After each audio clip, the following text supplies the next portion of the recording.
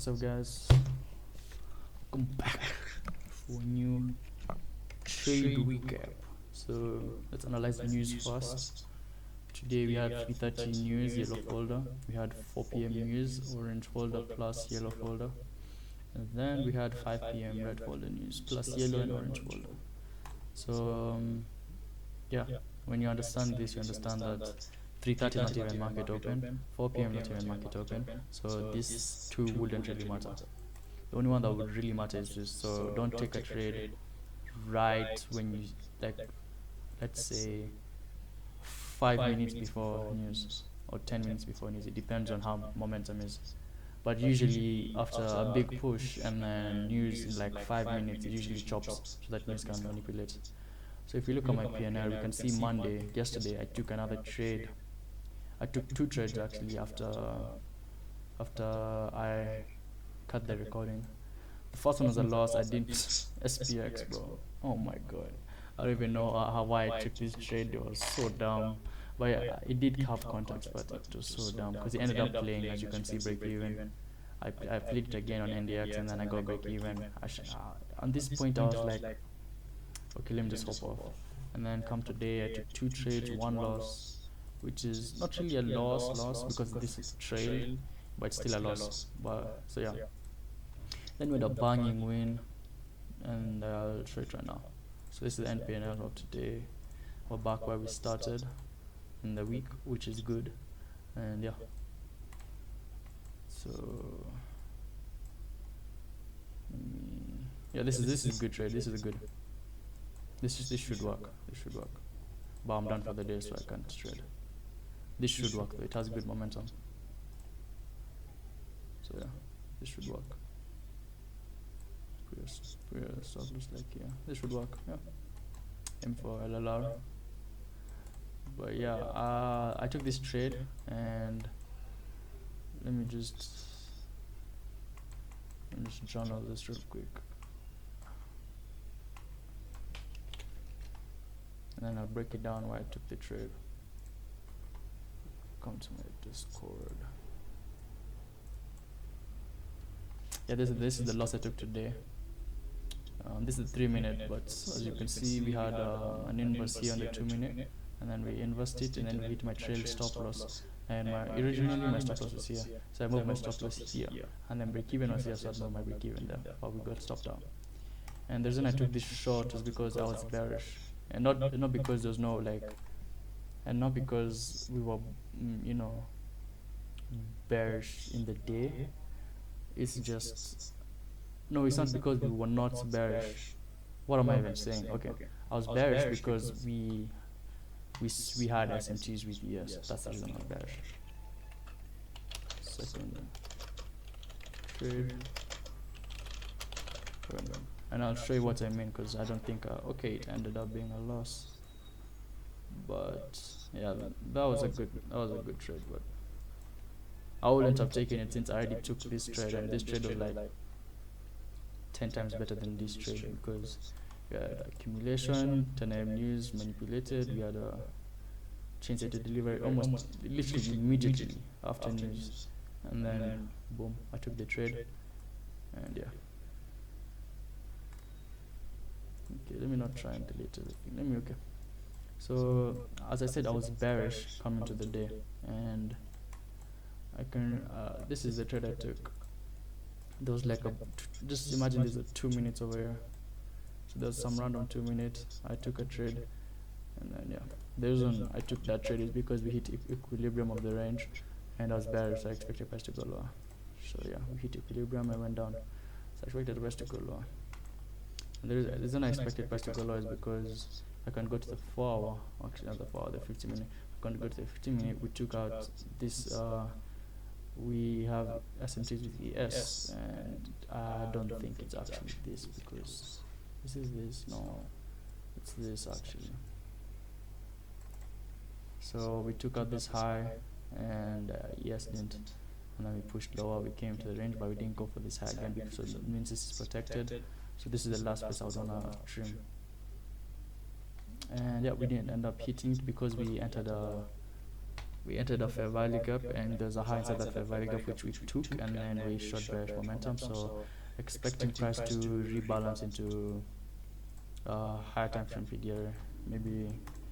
Maybe if it stretches too much, we could go so low that we reach here, but I doubt it. So I think we'd react over 5 minutes, and we did. So we did react over this 5 minutes. So yeah, we could push higher now, but I don't really care about that now because I've taken my trade and I'm up for the day. So yeah, so I've shown the reason. I've shown both the trade I took, and I've shown the reason I took this one and the reason I took the other one. But the reason I took this trade, even though I was bearish on the day, was mainly because, as you can see, 10 a.m. news. This is 10 a.m. news. So this candle is 10 a.m. news. So instead of manipulating higher and rebalancing into a 50-minute PDRA, which we're already in, we didn't, and we accumulated. This is the accumulation of the range, and then we manipulated. So this whole candle is a manipulation leg. So this is the 4-hour candle. If I can, as you can see, this is the 4-hour candle low. So this, as you can see, as when we pushed higher and created a change to delivery, it already looked like this low was never going to be touched again. So that's why I said, okay, even though I'm bearish, I'll take this trade. Even though it's risky, it still applies to 4MPO3. And the 4MPO3 is accumulation, manipulation, which we had, and then distribution. Even though technically this is not like a play you'd expect to be light bulb, mainly because we accumulated Asia session. We took out the lows of Asia instead of taking out the high, because this is Asia high. So we didn't take out this high, we left it, and then we moved lower, rebalanced, and then came lower. So now I'm thinking this is a London reversal, New York continuation daily profile. So I don't expect price to go higher, but if we do, there's high likelihood that we will go and take out this low resistance liquidity to generate all that power. Basically, okay, it's not really power, but it's generating orders, like it's taking orders. All of these stop losses are orders getting run, and that's what pushes price lower. That's why you see when you take a trade and you enter the fair value gap, there's usually a lot of less momentum when you enter the fair value gap, mainly because there's orders. And to make it even worse, when there's a high or low inside the fair value gap, why is that? Okay, why is it even worse when there's a high or low in the fair value gap? Mainly because when price is here at this moment, we don't know if this is gonna happen. But when you see price here and then it goes higher, then that means this is people's stop losses. Okay, I don't know what the hell just happened to my, okay, trading is tweaking, bro.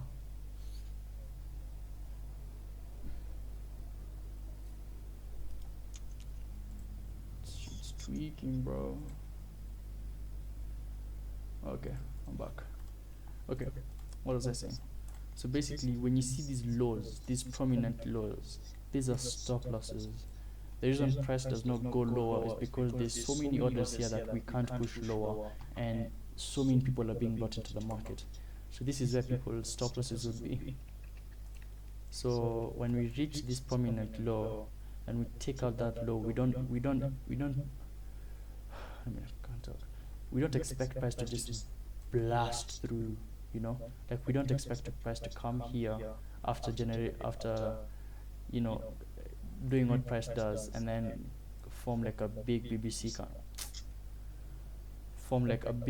candle like this. Like we don't expect price to do that. We expect price to chop around here, and then if we're truly going lower, we don't want to see chop here. We want to see a push move or lower, or a manipulation high and then lower. But yeah, that's the reason I got out early. Was mainly because we if I can go to the 1 minute time frame, we hit this high, which is inside of a value gap, and we showed bearish signal. So I decided to move my stop loss. I moved my stop loss I think it was here. So I moved my stop loss here because I knew that okay, now I'm risking a lot. No, it is actually here, I think. So yeah, this is like almost 20 points, which I would have lost if I kept my stop loss here. So that's the reason I didn't. That's the reason I moved my stop loss higher. Was mainly because it's something you just look at. People always say, set and forget, which is not really like ideal, especially if you're a scalper like me. You have to always see what the market is doing. When we reached an area of interest, which is here, here, and here, as you can see, when we reached here, we blasted through and then we went here, and then this is what pushed us lower. So when we see this push lower, we're not looking for a retracement now. You get what I'm saying? Because when we reach this part after blasting through, you see this candle or blasting through, like I've just been blasting through, and then we reach an area where it pushes us lower with context, and the context was we hit a high inside the fair value gap. And if you know about liquidities, after we hit a high inside the fair value gap and we're not so bullish, this will bring in so many sellers into the market, because this is where people's stop losses are. So orders are being entered. The big guys are entering here. The reason the big guys are entering here is because they can't scalp like us, because they trade with large volumes of dough. So the reason they don't trade like us is they trade with stop losses, is because there's so much money being put into the market. That's why they don't take IFGs like us. They look where people's stop losses are, and once they get run, that means liquidity is getting out of the market and getting into the market. So when people's orders are here and they all get stopped, that means there's less volumes in the market, because so many people have been taken out over here. Liquidity has been taken out. So this is a liquidity sweep. So once we see this liquidity sweep and we don't see the bullish momentum continue, we expect price lower. Why? Because we've hit up POI, a point of interest, and we're not continuing lower. We're not continuing higher. Meaning there's so many orders being placed here. The big institutions place their orders here. They place their orders here. As you can see, big move down.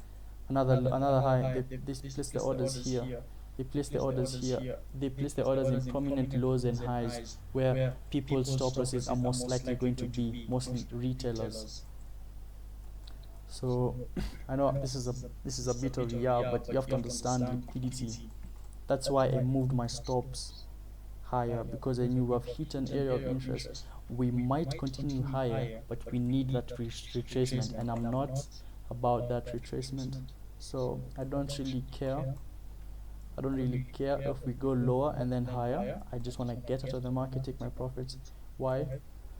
Because I understand liquidity. Liquidity is, and it just is, stop losses being run. If you see a move like this, a big move like this, with no red cards, with no red candles, and then you start seeing 1, 2, 3, 4, 5 candles in consecutive motion going lower, just know this is bear signal, especially since you've hit a point of interest like here. You've taken out all this liquidity. You've just taken out this okay, yeah, never mind, I was trying to be fancy. We've just taken out this liquidity zone and you've tapped into it, and then we're showing bearish signal. Why would you hold your trade here? There's no reason to. You have to understand liquidity again. That's why even though my main point of interest was here, we didn't end up hitting it, but we did hit here. And this is what brought so many orders into the market. So what to take away from today? I'm proud of myself today, and that's all I'm gonna say. But if anyone's watching this and they're lost or whatever, you have to understand liquidity. Just understand this simple thing. Liquidity is market entering it's money entering the market, and money getting out of the market. What do I mean by this? All prominent lows and highs are areas where orders are being entered and where orders are being stopped out. So let's say we somehow end up coming to this area, and then we do something like this. This is the body, not the candle. This is bear. This is bear signal. That means the orders that were here were like nothing.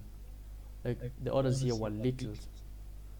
There's more people pushing market down instead of pushing market higher.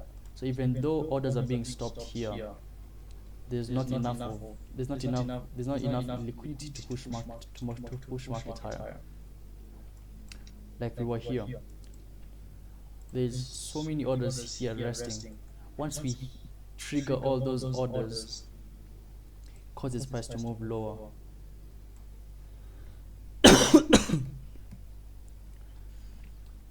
So if you ever see highs and lows and you're targeting maybe a 1 to 6 or 1 to whatever, you have to understand these are areas where you need, I'm not saying you want to, you need to take profits, because you never know when market will just go down because there's so many orders here. Anyways, that's it for today. 16 minutes in. Yeah, that's it. That's all I can say.